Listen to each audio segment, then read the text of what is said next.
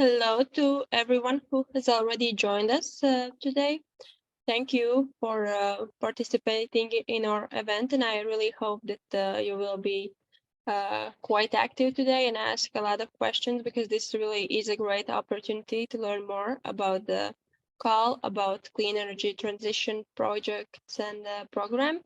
And of course, the second part of the event will also be really useful for everyone who wants to apply this year. My name is Pāreja. I represent Life Help Desk. I think most of you already know me from other events and consultations about Life program.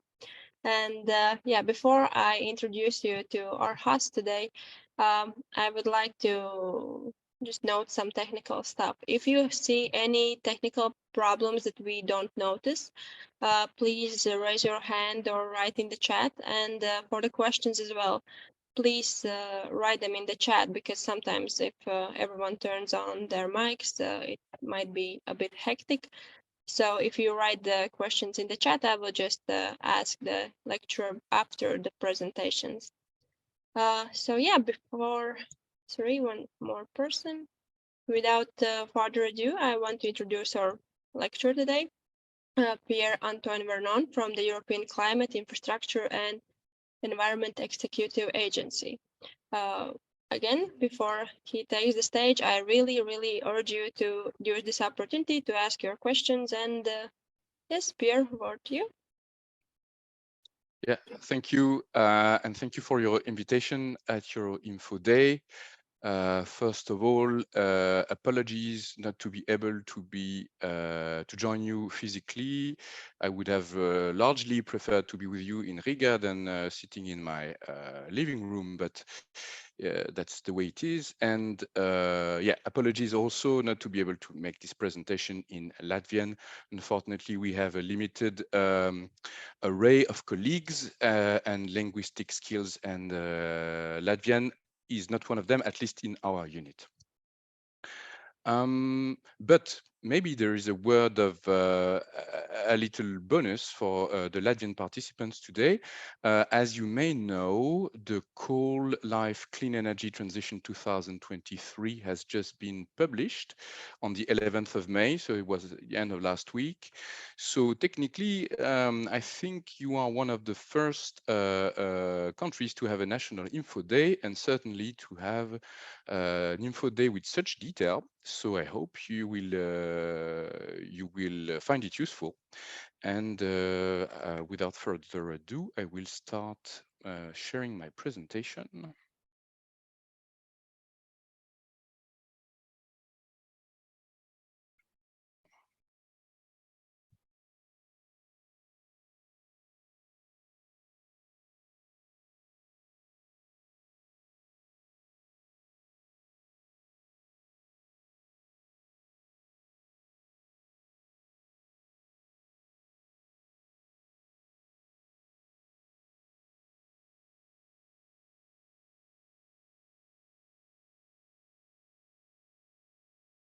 Okay, Madara, can you confirm that you can see my slides? Yes, everything's fine. Thank you. So I'm going to start setting maybe a short policy context, because we are a program, Life Clean Energy Transition, that is very largely devoted to implementing a European legislation in the field of energy efficiency, and in particular in buildings. So the overall context, framework of our action is the European Green Deal. It is the major policy initiative for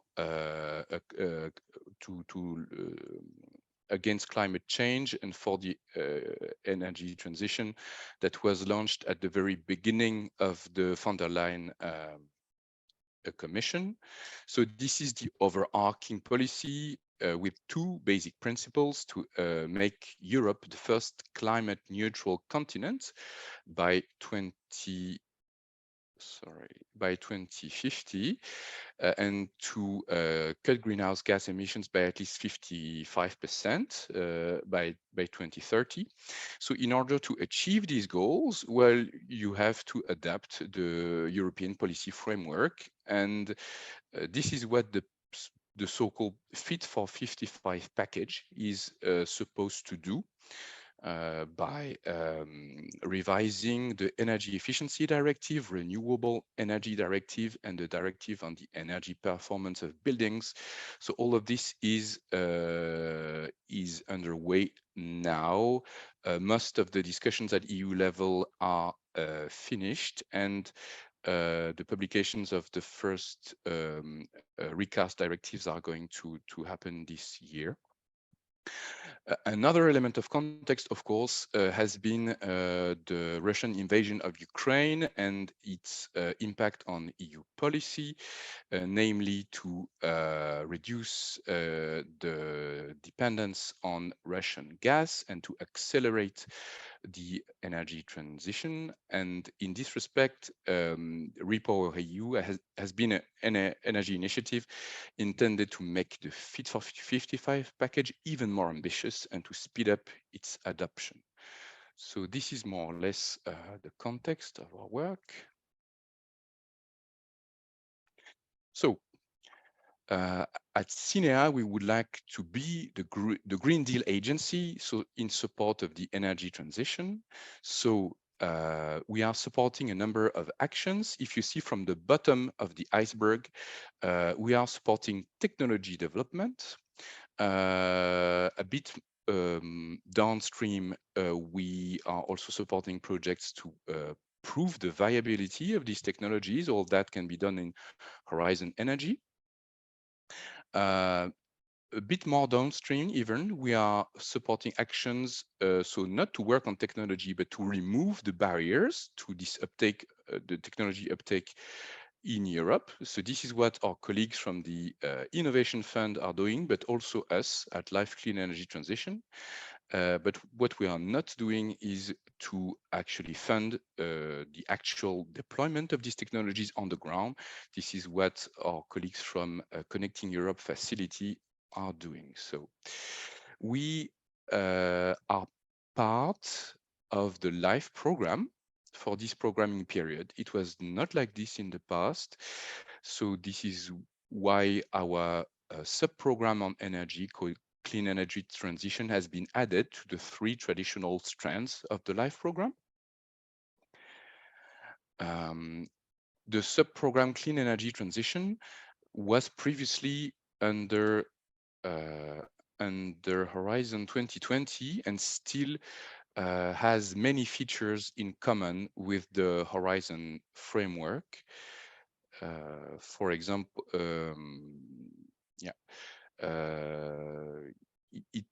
for example, we have similar rules on which I will come back later. For this programming period, we have a budget of almost 1 billion euro. It is more than in the previous period where we had 800 million, and these 800 million were also for the innovation action. So this is to say that for this programming period, we have much more funding than before, in line with the increased policy objectives. So you can see our 5 axes of actions. So policy framework, acting on the policy framework, rolling out technologies and supporting new business models, engaging and empowering consumers, acting on investments on sustainable energy, and attracting private finance.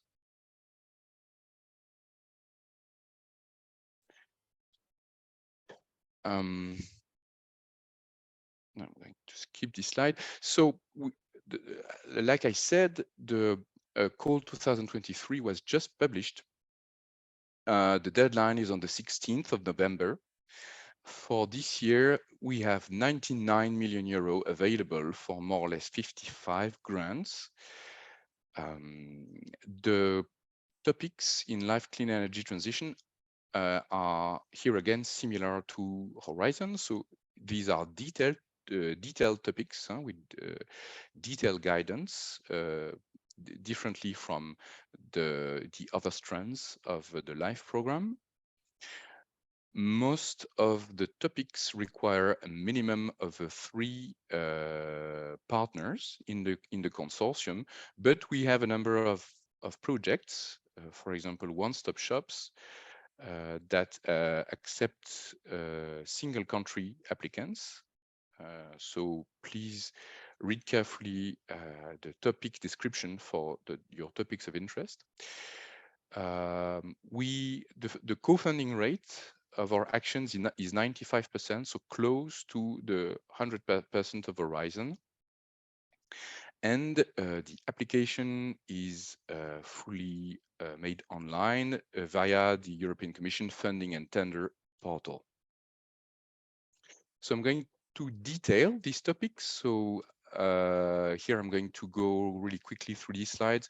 So for this year, the big clusters of topics will be citizens in a clean energy transition, 2 topics, the decarbonization of buildings and heating and cooling, 3 topics, building skills and capacity of industry and the service sector, maybe even more than other years. And you will see that it transpires in a lot of topics because this year is the European Year of Skills. So a lot of topics will have an element of training for building professionals in relation to different technologies.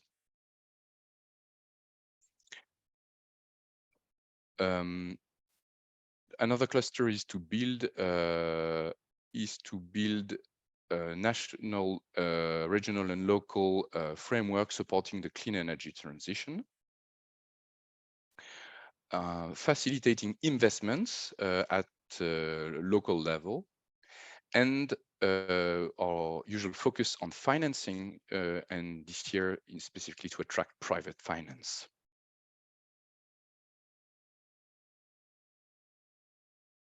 So before I start with the first topic, you will see that we have 13 topics open in this call 2013, but in reality, it is you have many more options to choose from because many topics are subdivided into scopes.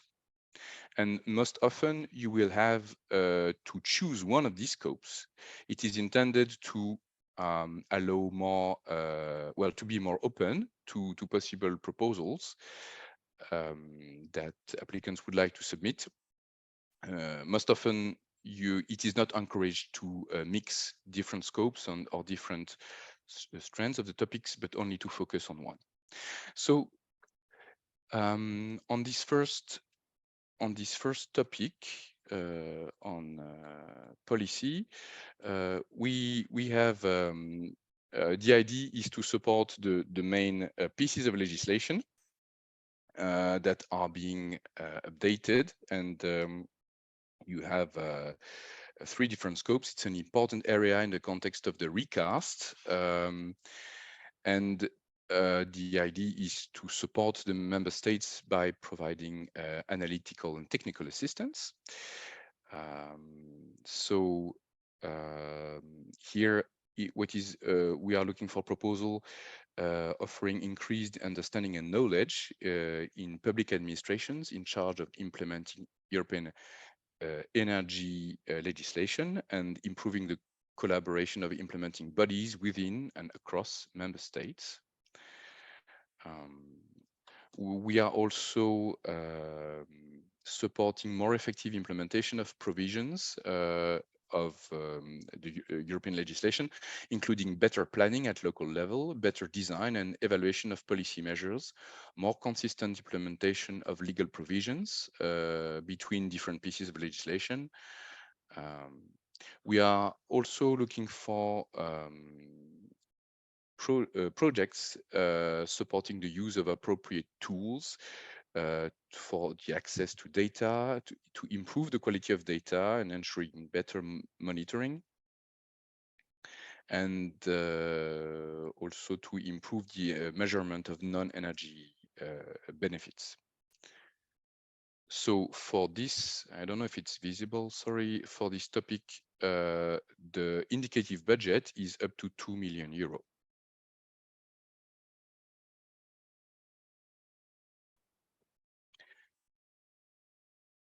So on the so-called local topic, the idea is to build capacity among local and regional authorities, so to increase their skills to implement the policy legislation, and in particular their ability to deliver and implement plans and strategies for the clean energy transition. So there are two pathways. One of them is to build capacity to deliver ambitions, short and medium term clean energy transition plans for 2030, and to reinforce or create appropriate organizational structures to support and coordinate the implementation and monitoring of integrated plans and strategies within public administration. So the impact that are sought here that will make the difference are the number of policies established, the policymakers of public officers trained, the organizational structures reinforced, the institutional dialogues between public authorities and stakeholders, and whether the proposals have a secure political commitment and resources. So either they have their own funding or they are able to attract funding.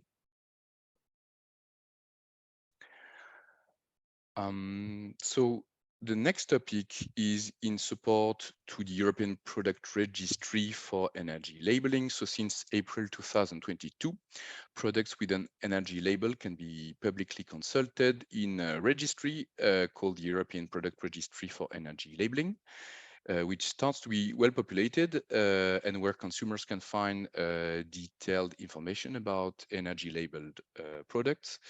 So there is a need to check the quality of this data because it's publicly available, and also to find innovative ways to put this data forward and to valorize it. So the call here is looking for proposals willing to systematically check and improve this data, to report errors or to report missing models, a new feature introduced in 2023.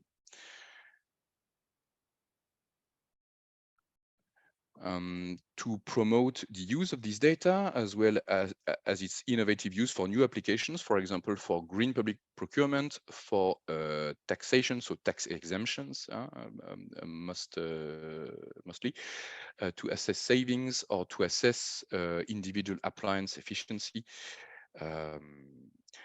We are looking also for proposals able to crowdsource the compliance control of this data by consumers or companies. And well, in terms of impact, we are expecting an increased use of in a European project registry data and their valorization in order to increase the uptake of more energy efficient products, but also to streamline and support activities in related fields, for example, public procurement and policy making. So this will be an important dimension for potential proposals. The next topic, which I know a bit better, is the topic on integrated services for clean energy transition in buildings and businesses. So the topic that was previously called integrated home renovation services. So we had a single topic in the other years. This year we have 4 scopes, so very open and wide-ranging topics. So the idea is to address challenging segments such as private homes, condominiums, large rental units, or small businesses, which are all characterized by having multiple single decision makers. and where many of the owners lack the skills and capacity to set up and implement complex and ambitious renovation projects. So the topic aims to remove these barriers and reduce the complexity, simplify the decision makings, and stimulate demand. It is important this year that the proposals have to include active action to improve trust towards such services.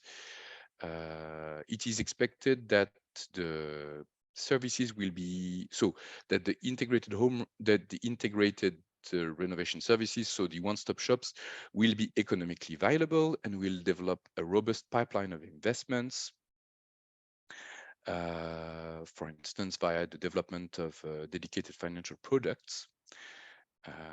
And so, yes, concretely, the idea is for every project to set up a one-stop shop that doesn't exist, or at least maybe sometimes on the basis of a one-stop shop that only does a part of renovation services, and that it is operational and tested at the end of the action.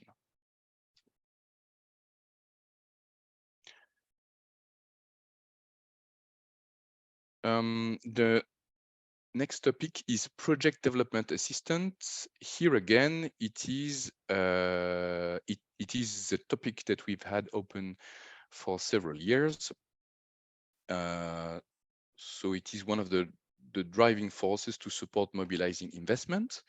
This topic, in conjunction to its sister initiative Elena, that perhaps some of you know, the essence is to help public and private project promoters to build and launch concrete investments pipelines into sustainable energy. So typically grouping of projects at local level that are easier to fund when they are grouped and packaged, let's to say. So the proposal should clearly demonstrate a showcase element for large investment, leveraging private finance, and be ambitious in terms of energy savings and organizational innovation. So the topic is open here for many sectors: public buildings, private housing, public infrastructure such as district heating and cooling networks, urban mobility, industry, communities or services, and building integrated and other small-scale renewable energy generation. So one of the essential dimension of this topic, as usual, is the leverage factor. So for a project to qualify as PDA, we request that €1 provided by the agency triggers investments at least 15 times greater, or at least 10 times greater if the investments are only focused on residential buildings.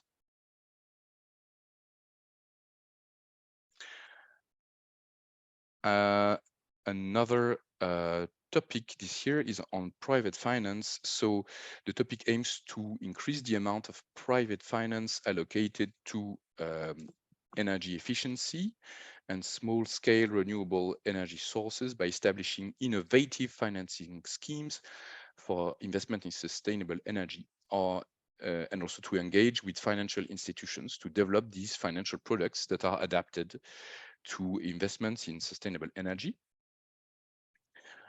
We are looking for proposals willing to set up innovative financial schemes, leveraging private finance for sustainable energy investments, with a dedicated and clear focus on energy efficiency, such as energy performance contracting and its variants, for example, on-bill, on-tax financing, or other innovative solutions. There's a wide array of financial tools that can be selected from the topic text. So this is for the first scope. For scope B, we are looking for proposals on mainstreaming energy efficiency finance. So there is a vast amount of work needing to be done on financial products, including insurance as such, but also adjacent work, monitoring and disclosure of data, risk assessments, and even capacity building alongside the value chain of the financial sector.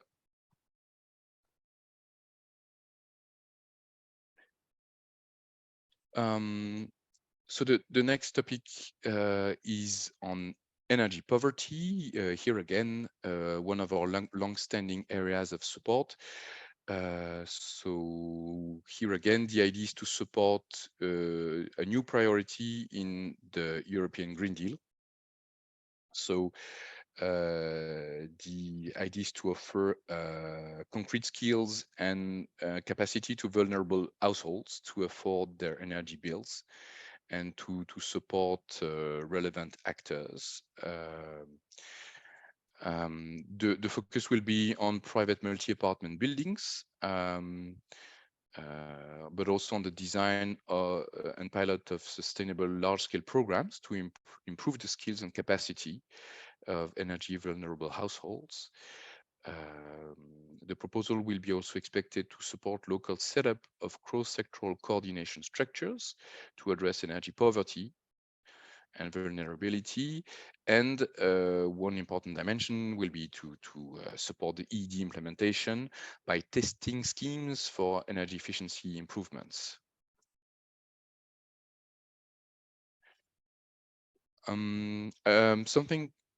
So we have also been supporting energy communities throughout the years, but this year on energy communities, we are supporting the setting up of a European Energy Communities facility understood as an financing facility. So the idea is to build on the success of the EU city facility. So and to set up a cascade funding scheme delivering small grants to third parties. So instead of the agency. So this is a real novel instrument supporting the early phase of emerging energy communities, which often struggle to know where to start when it comes to the technical and financial aspects of setting up an energy community. And also in support to European public policy in terms of energy communities, which is making it a new priority. So this is why the beneficiaries must fall under the category renewable energy community or citizen energy community according to EU legislation. And so what we would like to see as a result of this project is a support of the development of energy communities across Europe in member states, a network of national experts and help desks, so a community, to build local capacity and exchange best practices.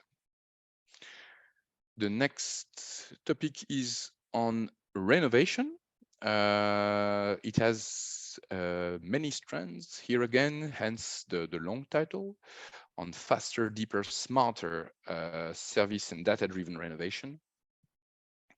So the idea is to increase the attractiveness of renovation and to make it simpler, to reduce the burden that still goes along renovation, in particular that goes along deep renovation, because the deeper you renovate, the more complex it is to find the right people and the right information and to coordinate all this effort. So the focus will be threefold, and there will be three scopes. The first is to facilitate deep renovation, so stimulate the volume and demand of deep renovation, for example, by incentivizing the uptake of industrialized prefabrication solutions, by rolling out tools, for example, building renovation passports, or by improving coordination along the supply chain. So here the impact that we like to see is business model renovations passports delivered, better coordination and replicable models. After this first scope on, let's say at market level, then another scope is focused on improving the framework, so removing barriers, for example, the legal framework, the permitting rules for renovation, and also owner-tenant governance in member states. So what we would like to see at the end of the project is that the national or applicable legal framework has changed, that governance has been improved, and that support schemes, if there are any, have been adapted to be more efficient in supporting renovation. For the scope C, here the focus is on data. The idea is for proposals to allow a better quality data on buildings to facilitate the verification and financing, and to help deploy services that valorize building energy efficiency and building smartness.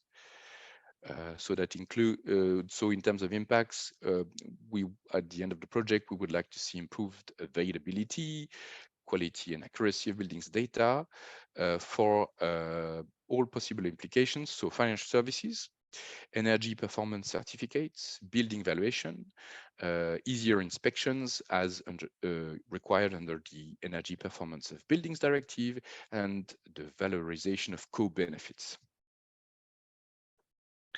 We have this year focus on heat pumps because there is a dedicated policy priority to double the individual heat pumps across Europe, which is in particular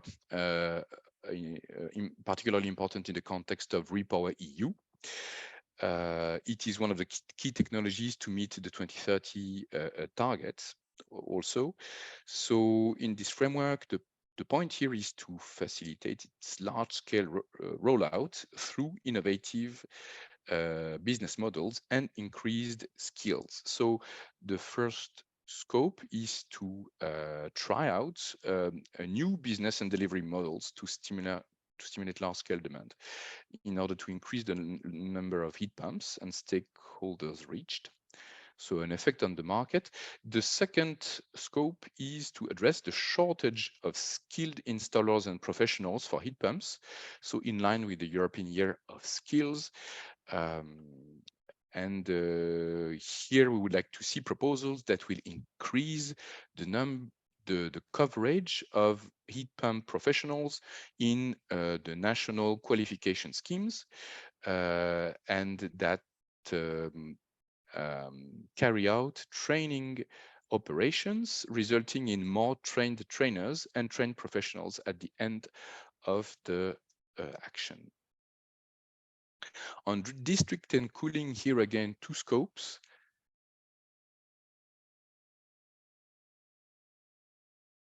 The first one is on supporting the improvements of existing district heating and cooling networks, and in particular to prepare and implement these plans so that existing systems fulfill the proposed criteria for efficient district and heating and cooling as defined in the revised Energy Efficiency Directive. So here we are in support of the new policy. The concrete impact here is support for the district heating operators in developing investment plans. And here again, a scope B on training, so upskilling professionals, operators, and public authorities regarding district heating and coolings. And here also, the impact should be training schemes on district heating and cooling, train professionals and trainers specifically on new district heating and cooling based on low temperature and waste heat, sorry. And in connection to the previous two topics, so our usual topic on construction skills. So here the overarching objective is to increase the number of skilled building professionals, because if we have energy technologies to make buildings more sustainable, but that we do not have professionals to install them, the energy transition will not take place. So this year we have we have different scopes.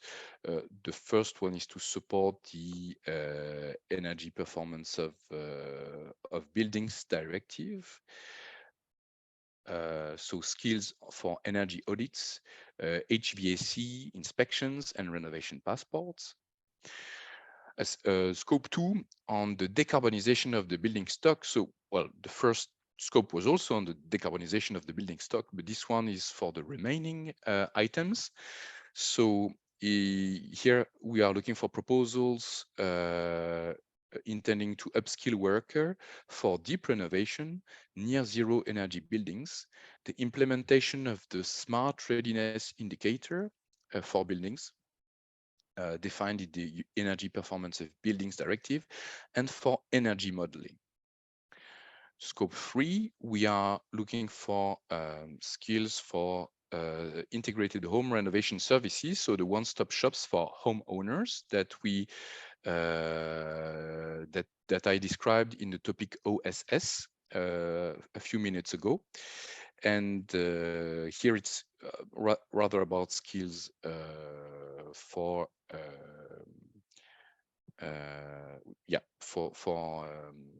advisory service. And sorry, I think I skipped scope 3. We have skills for small scale renewables and system integration into buildings. So we are thinking here solar technologies and energy monitoring technologies. A scope 4 on innovative on-site training methods. So here I refer you to the topic text, but something of great interest because on-site training methods are usually well received by building professionals. And so the impacts that we expect at the end of these actions is more and better qualification schemes, more trained trainers and trained professionals. This is the last topic. Sorry for being a few minutes late. It is the support of the clean energy transition in European businesses. So here, the idea is to support the new policy priorities of the recast Energy Efficiency Directive on quality energy audits or on promoting energy cooperation among companies. So the scope A is about supporting participating countries to strengthen their ecosystem for energy audits and energy management systems in order to ensure high quality energy audits and to increase the implementation of the audit recommendations, in particular by SMEs. Yeah, that's it. And for scope B, the idea is to support cooperation between large and small companies that are operating along the same value chain, or cooperation between companies that are geographically close, so at the region, cluster, or site level. The companies do not necessarily have to be at the same place. It can be in a region. And so the impact here should be business models for energy cooperation and rollout of infrastructure or energy services for clean energy transition. So here I had a few examples of projects, but I'm running late, so I'm not sure if I will present them. Madara, should I do so, or should I end my think presentation? you can go ahead, no problem. Okay, so this is one example of a past project relevant to the OSS topic on integrated home renovation. So this was a project Sheer and Nov selected a few years ago. So the project intends to develop a one-stop shop assistance for multi-family buildings in Sofia, Bulgaria. What's interesting is that the project is phasing out, transitioning from a publicly financed scheme to a market-based financing model. So it has achieved have an impact on 8 districts of Sofia, and it has prepared a pilot of multi-family buildings that are ready for energy renovation, which is which simplifies the work for investors and for planning. And Shiranov has been successfully included in the Bulgarian National Recovery and Resilience Plan, which helps securing funding for what the project has achieved. Now, the project Label 2020 and BELT, it's two projects I think relevant here more to the topic April this year. So these projects have been supporting the new energy labeling in 19 countries, the labeling of products, that is. It has set up a reference knowledge hub, ensuring extensive communication, and the projects have carried out training campaigns for market actors. As a result, more than 24 million consumers were influenced in their decision, and 15,000 retained employees were trained. And this project comes in direct support to the energy labeling regulation. On energy poverty here, the project STEP is focusing on consumer and frontline organizations to build trust through advisors for poor and vulnerable households in 9 countries, so which you see here: Bulgaria, Cyprus, Czechia, Latvia, Lithuania, Poland, Portugal, Slovakia, and the UK. Frontline workers are being trained under these projects in order to deliver direct advice to consumers. And the project has been identifying best practices and policy choices to alleviate energy poverty and will develop recommendations for public authorities. That's it for the moment. So thank you very much, and looking forward to your potential questions. Thank you very much. The presentation was really useful. We do have 2 questions for now before we get to the second lecture. I will start with one sent to me privately. Would it be possible to apply to live program with clean energy transition project where we produce new form of eco fuel derived from seaweeds, plants, trees, etc., which could be used to replace normal petrol or diesel? So under our program, we do not support the development or the uptake of alternative fuels.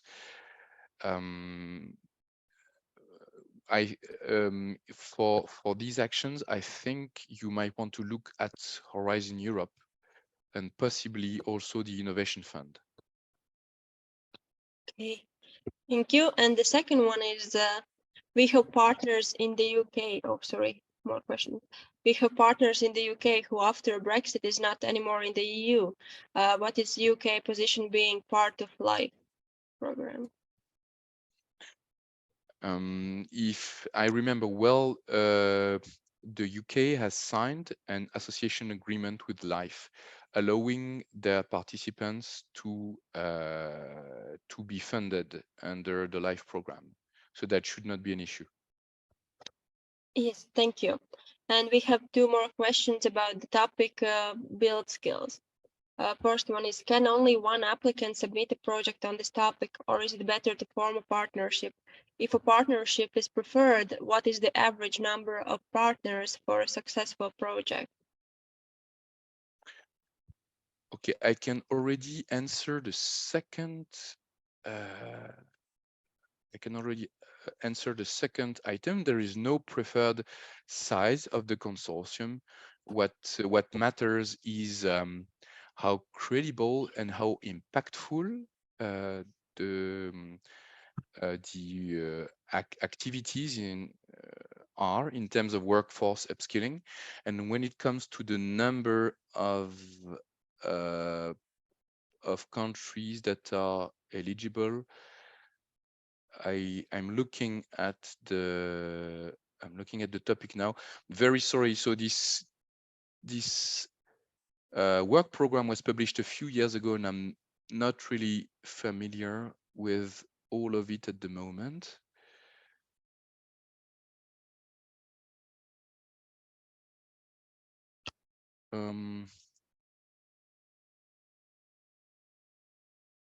I do not see. I see that on this topic specifically, it is possible to have some applications by a single applicant from a single eligible country. Thank you. And we have one more question about this topic. Is it possible to develop a higher education program or only continuous vocational education probably, and training is eligible? So I didn't fully hear your question because it broke up at some point. But so, I mean, continuous training for vocational education is certainly possible. And if the question was, is it one or the other? So actually, one of the scopes here, if I am not wrong, is you see about, for example, energy modeling. And so on energy modeling, typically you would fall under the type of skills that are usually taught that could be taught in universities. But on this, I'm not 100% sure. If you want, I can note the question and come back to you later. Okay, thank you, Zani. If you want us to get back to you with the more specific answer, please just send me the email or anything here down below in the chat. You can also reply to me only or the lecture only if you don't want everyone to see your contact details. For now, I do not see any more questions, so I think we can move on to the second presentation.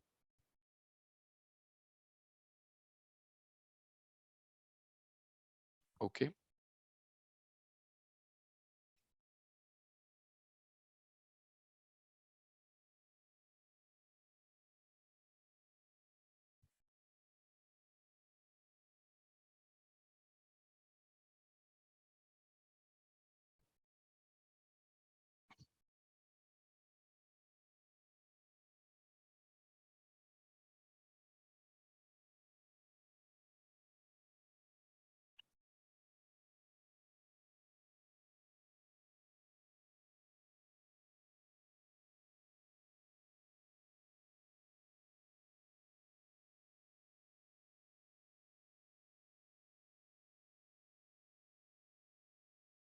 Here we are. Sorry for the wrong date. I should have modified the presentation. So I'm going to give you a few indications on how to write an excellent proposal in terms of what we are looking for. So first of all, the evaluation process. 5 things to remember. So we have so-called time to ground. That is our time frame for preparing contracts. So it starts on the moment when the call closes. The first thing we do is to assess whether, well, to check basically if the proposals are eligible. For example, if there are a minimum of 3 countries, 3 participants from 3 eligible countries. Another thing that then we check, then we organize the so-called evaluations, where we ask external experts, groups of external experts, to select the best proposals according to pre-made rules. and with and on this basis we select proposals for funding. We then inform applicants, and at this stage we contact the applicants to prepare the contracts, the so-called grant agreements. This is the grant preparation phase. And within 9 months of call closure, we are supposed to sign the grant agreement signature, and then the project starts, but not necessarily right after these 9 months. It can be a bit later, depending on the project needs. So the applications should be done through the funding and tender portals. So how does it work? If you type this keyword live 2000, so it should be live 2023 CET, you will find the all 13 topics that I've just presented with all the detailed selection criteria and yeah, all the information, including the time closure. So under the portal, you will see the topic description. So of course, it is the main element. First, a context, the objective of the topic. Then the scope. So that is what we actually want in the proposal. And thirdly, impacts, that is the results that we would like to see out of the proposals. So do not forget, like I said, this year, there are several scopes to choose from. Very often it is options that you are not supposed to tackle together, or if you do, you should explain, you should justify why you are tackling two options at the same time, and it will have to be it will have to add something to the proposal. Something that you should take into consideration are the topic conditions and documents that are below. For example, you will find here the list of participating countries and other rules. So these call documents include so the whole call document, the whole the standard application form that you have to fill in order to submit your application. And the related documents, you are also supposed to provide a detailed budget table, for example, presenting other direct costs and subcontracting. Participant information also should be an annex to your proposal, where you present every organization that will participate in the consortium and the key staff. The standard evaluation form that you can use as guidance, and then other documents that can help you. So you see there is the work program, the life regulation, the financial regulation. These are background documents, but also at the very bottom you have info session recordings and presentations. So there will be the life the European Life Info Day on the 1st of June. Sorry, maybe I should have mentioned that. So this is here only a limited info day, but on the 1st of June, you will have every topic leader presenting every topic extensively in much more detail than what I've done now. And then these presentations and the recordings will be available here. So a useful source of information, because very often the information given in those sessions are what makes the difference between a very good and an excellent proposals that will be funded. What can also make the difference is the frequently asked questions. So here we provide answers to questions on the topics where things could be interpreted in different ways in order to clarify what we expect. Here again, reading the FAQs is something that has the potential to make your proposal move from very good to excellent by really addressing what is sought in the proposal.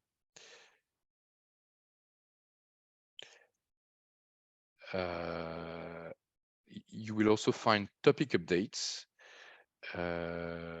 if for your information, and this can be, for example, particularly interesting if you have submitted a proposal. So the proposals, like I've shortly described, has to have several mandatory annexes. So the part A, which is the administrative information about the project, well, this you will have to fill in on the portal, and the part A as a document will be generated by the IT system. So do not worry if you do not see an area to upload the part A. The largest piece of work perhaps will be the part B, which will be the document presenting the project in its technical content. So here it is a template to be downloaded, filled in, and then uploaded as a PDF. Pay attention, there is a set page limit. So last year, the page limit was 65. So it might still be the case this year. You are also expected to submit a part C in your proposal with key performance indicators. So here again, this is something to be filled in directly online, and the document will be generated. You will be expected to submit a detailed budget table in the form of an Excel file, as I've described, and to submit the participant information with the key staff, but also potentially affiliated entities or associated partners. You also have the option of submitting optional annexes. For example, presenting your letters of support. This is a way to include as many letters of support as you want without penalizing your part B, which has a page limit. Pay attention, these annexes are only for optional things like letters of support. If you submit, for example, the description of a pilot site or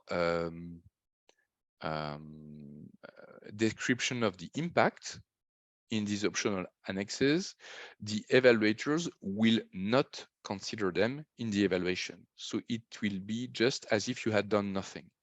It is very important to consider because it would be a pity for you to submit valuable information in good faith and have it ignored by the selection process. So the structure of the proposal has to follow a set template. So it actually follows the structure that I've just presented. So part A, which is IT generation. Part B, the part that is drafted by you, starting with the project summary and abstract. Then a first part on relevance, which was called Excellence under Horizon 2020. So this is where you present your project, the concept, its objectives, the methodology, how you're going to get to the result, and the complementarity with other actions. This first part is also the first criterion that we assess in evaluations. We assess 4 criteria. The second criterion is impact, and here it is, I mean, we already consider that impact is the shorter criterion because it has 2 main chunks. The first is the ambition of the impacts and how well they are justified. So here it's about how well you address the impacts defined in the topic. It is important to be as clear and detailed as possible in order to convince the evaluators. It is, to be very clear, it will be most convincing if you propose reasonable impacts that are clearly explained and that are justified with credible numbers. Then, for example, if you propose very ambitious impacts, but for which you provide figures, but not really explained, and that are difficult to reconcile with the proposed action.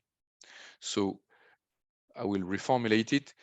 It will not help you to claim very ambitious impacts if it doesn't make sense with the rest of the proposal. And the second element of this impact criterion will be the exploitation and replication potential, very important. Because we are here to remove barriers, and so this part of the impact is also very important. Bear in mind that impact has a bigger weight than the other criteria, so it is all the more important to be strong on this criterion.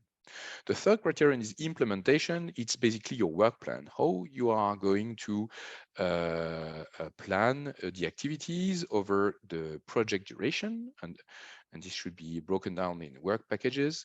This is also where you explain how you are going to engage stakeholders and how you're going to communicate and disseminate your results.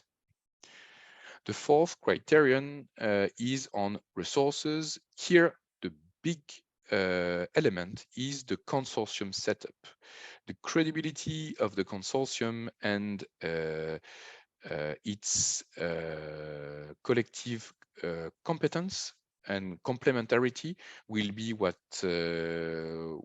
decides the score on this criterion.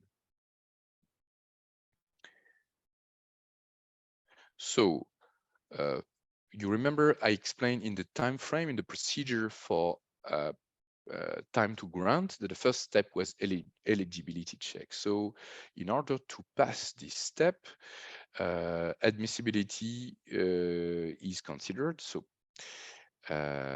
what you should absolutely do is to submit your proposal before the deadline and electronically.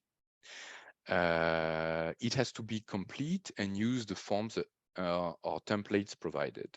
It has to be readable, so not smaller than Arial 10 and printable in A4. So if things disappear in the margins, it will not work. Yeah, so try, if you have too much text, try to cut some text rather than decrease the font, because it will not play in your favor in the eyes of evaluators. If they have to destroy their eyes reading the proposal. The maximum is 65 pages. It should be the same this year. So that was for admissibility. To be eligible, the proposal has to have a certain number of participants and the coordinator from eligible country. For eligible countries, so you will find eligible countries in annex to the core documents. So as you can imagine, the EU member states are eligible countries.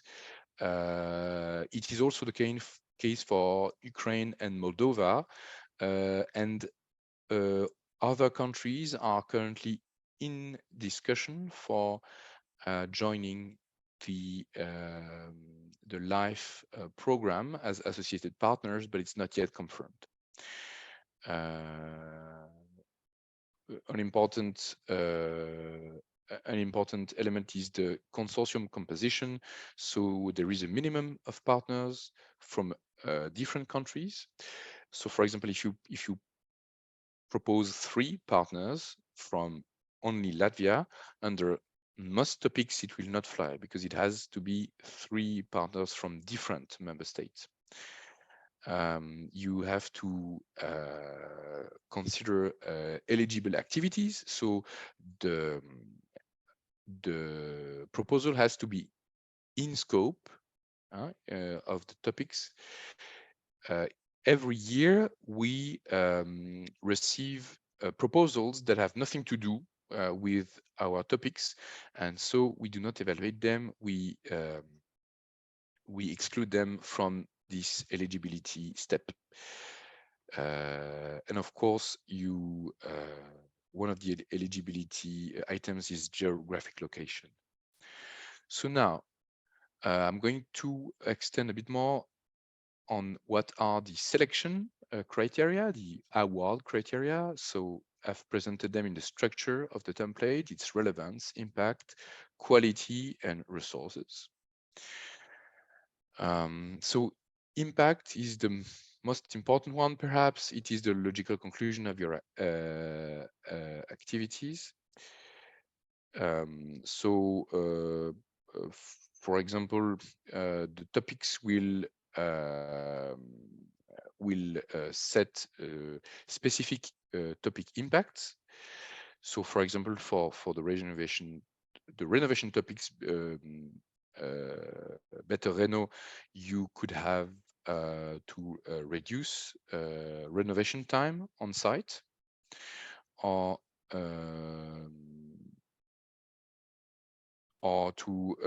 for the topic business, you could have the impact of increased uptake of a recommendation from energy audits by businesses.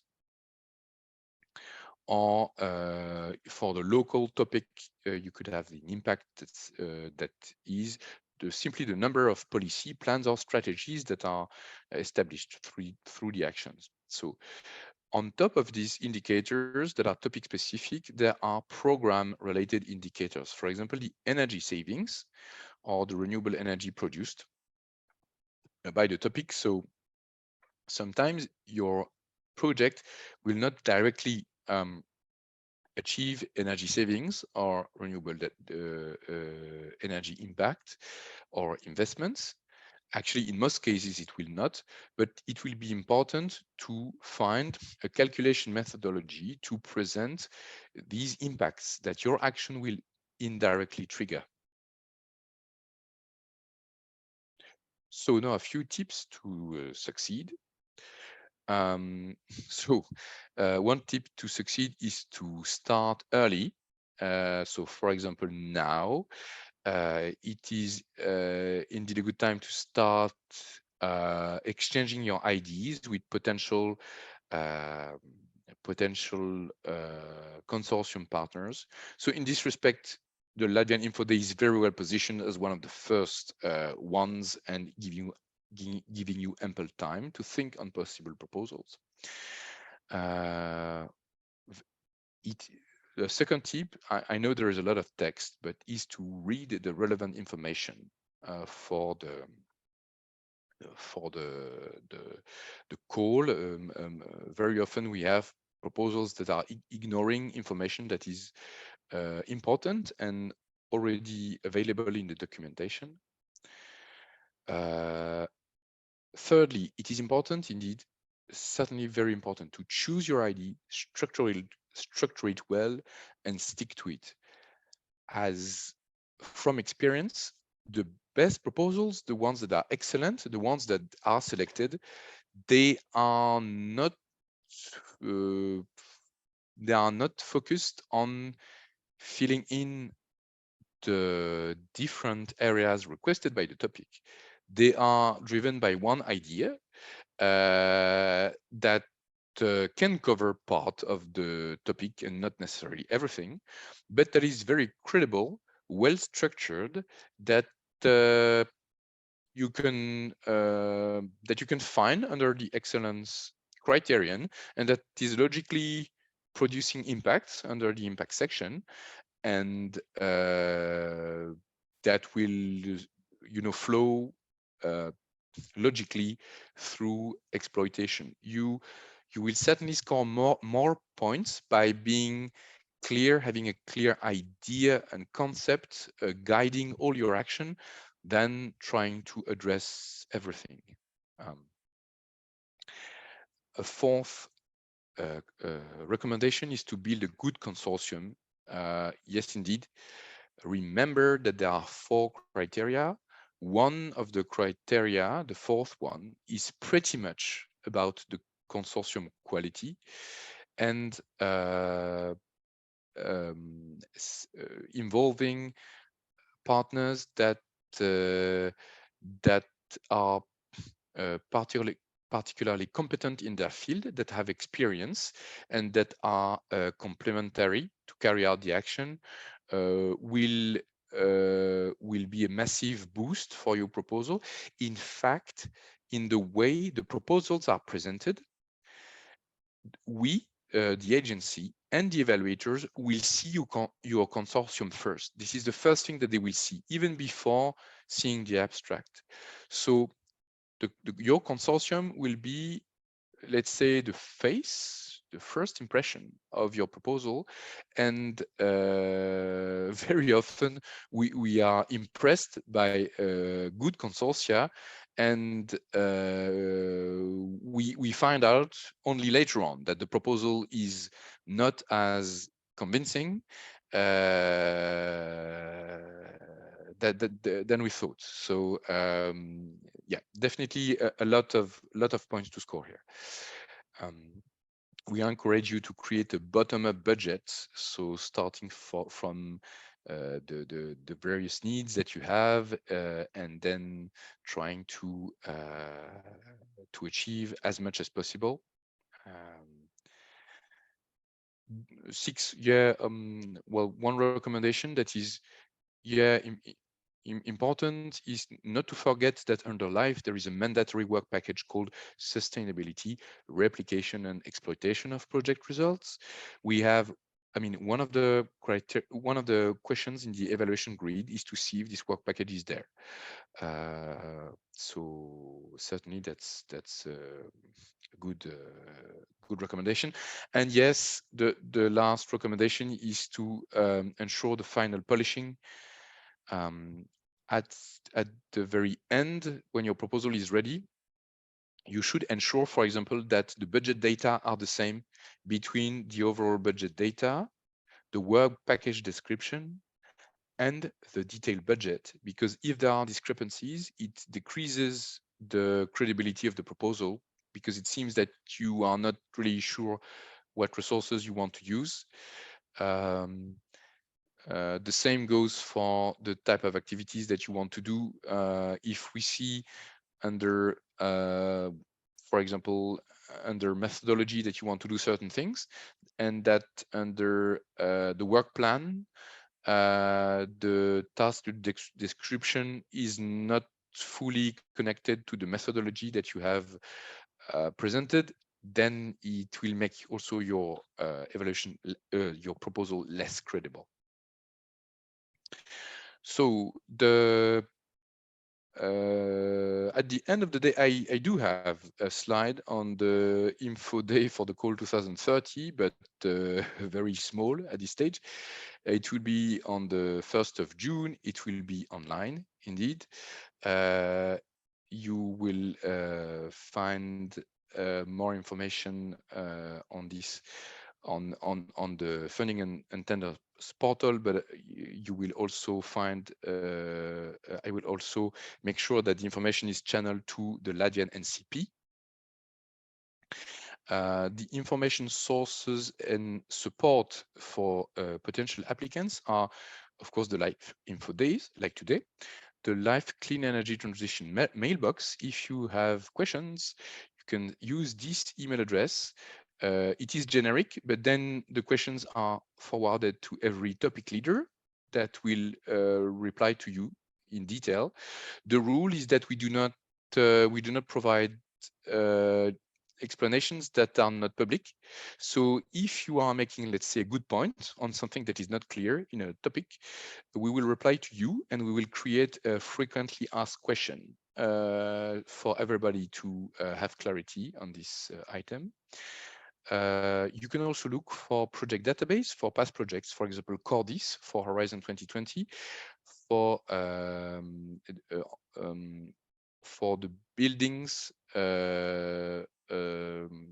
project that we support, you can look at the Build Up portal or Manage Energy for the local authorities, and also the CINEA Clean Energy newsletter. That's it for me. If you want to keep in touch with us, we are also active on social media. Thank you very much. Looking forward to your questions.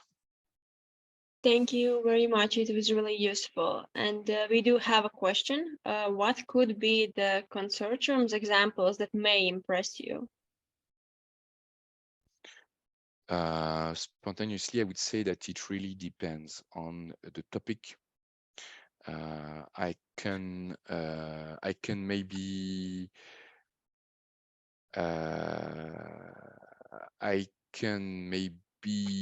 use one of the topics that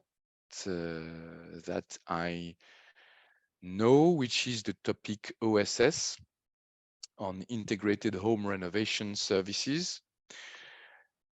Maybe a consortium that would be impressive here in this respect is to have a consortium that will be to have a consortium that is credible to open integrated home renovation services in a region that is not yet covered. For example, there are many renovation services already active in cities, but it is less frequent in rural areas. For example, you could have an agency for rural areas that already provides support to individuals in other areas. That says, well, we have a local office, so we know the local stakeholders, but we are not offering the services at the moment. So we are going to team with people who know how to do it. So for example, a one-stop shop in the region of Riga, where I think there is already one, but I could be wrong. And I will try to replicate what they have done so far, and this with the help of maybe the Ministry of Finance, or maybe the Ministry of Energy, in order to have the proper information on financial support for homeowners that we can directly show on the portal of the initiative. So if you had maybe these actors, that could certainly be impressive. But you see here, the actors are, I mean, I've invented a fictitious proposal in order to show you the actors. What matters at the end of the day is if you have the actors that are appropriate to carry out the action, and if they are if they are qualified and if they are complementary. For example, if you want to set up a one-stop shop in a rural area, and you have only an office in a rural area, plus a letter of support from the ministry, there is a doubt on whether you will know what to do and how you are going to build on other examples. I hope I replied to the question. Thank you. I think you did. And we do have another question. It's a question about program-related indicators. Investments in sustainable energy, primary energy savings, etc. How can these impact indicators be measured in a training project? Is the intended interpretation as follows? If architects undergo training, what level of primary energy savings could be achieved by a house designed by a trained professional? So for construction skills, for build-up skills programs, yes, the result of the project would be train the workforce, and trained professionals per se do not result in increased greenhouse gas decreased greenhouse gas emissions. But so what you have to do in your calculation is to assess how many people you are going to train, plus how many trainers you are going to train. And so the trainers will, during the action, will have a potential to train other people. And on this basis, you calculate the potential of renovation that they represent, and you translate this renovation potential into potential greenhouse gas savings. Thank you. I did not see any more questions for now. I will give a little bit of time if anyone is typing one out. But I really want to thank you for joining us, and we really appreciate having the opportunity that you come here and talk about this project topics, because in Latvia, we have some info there, but it has never been so detailed in this topic yet. So really appreciate your help, and I'm glad to see that our project applicants have used the opportunity to ask questions to you. No more questions are coming in. Then I will say thank you one last time. Sorry, maybe one last thing that I would like to say, and maybe sorry, the most important thing of the whole presentation. In the difference between Life Clean Energy Transition and Horizon is that Horizon is a well-established program that receives a lot of applications. Under Life Clean Energy Transition, in these last 2 years, we have received much fewer proposals than we were used to in Horizon. This means that the success rate of the proposal is quite significant, and for some topics it is very high. So if potential applicants have a doubt whether to apply or not, I would like them to take this into consideration, that we are not at all anymore looking at the 8-10% success rate of the Horizon topics, but at something much higher. For some topics as high as 50% or maybe higher. So yeah, thank you for having me, and good luck in your info day and potential applications. Thank you. Hope to see you in another event as well next year. And thank you to everyone who joined us. I would like to remind you that in our website, liveprogramma.lv, you can find information about the short idea call that we have for Latvian applicants to just help you prepare more for the actual proposal, so you could prepare your idea in a better way. They can be submitted till tomorrow. We extended the submission date, so if you have any questions, please reach out to me or my colleague Janis Weber, so we will shortly respond as fast as we can. And once again, thank you, Pierre. Thank you, everyone who joined us, and see you in our next events. Goodbye. Have a nice day. Bye-bye.